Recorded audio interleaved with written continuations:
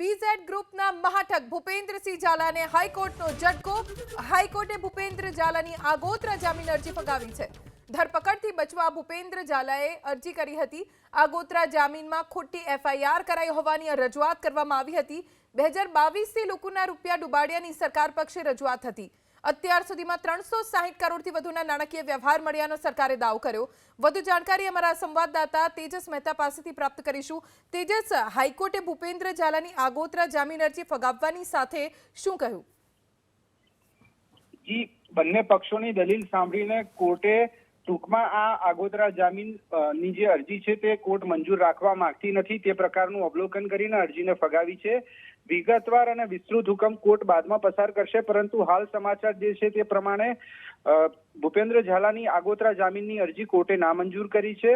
મહત્વની બાબત છે કે સરકાર પક્ષે જે રજૂઆત કરાઈ હતી તે રજૂઆતની અંદર મુખ્યત્વે 360 કરોડ રૂપિયા જેટલાના નાણાકીય વ્યવહારો મળી આવ્યા હોવાની રજૂઆત હતી। સાથે સાથે જ 52 કરોડ રૂપિયાની જે એન્ટ્રીઝ છે તે બે બુકમાંથી મળી આવી હોવાની વાત પણ કરવામાં આવી। 100 જેટલા ફરિયાદીઓની ફરિયાદ પણ છે તે પ્રકારની પણ રજૂઆત કરવામાં આવી।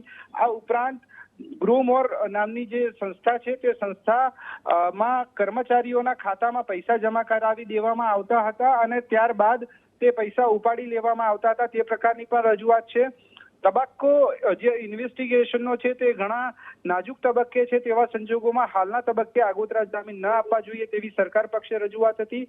જોકે ભૂપેન્દ્ર ઝાલાનો દાવો હતો કે તેની પાસે હાલ પણ એટલા નાણાં છે અને તે સક્ષમ છે કે દરેક જેન્યુઇન જે ડિપોઝિટર છે તેના પૈસા તે પરત કરી શકે, પરંતુ ખાતા ફ્રીઝ છે તેવા સંજોગોમાં તે નાણાં પરત કરી શકતો નથી અને જીપીઆઈડી એક્ટ જે રીતે લગાવવામાં આવ્યો છે તે પણ ગેરકાયદેસર અને ગેરવ્યાજબી છે।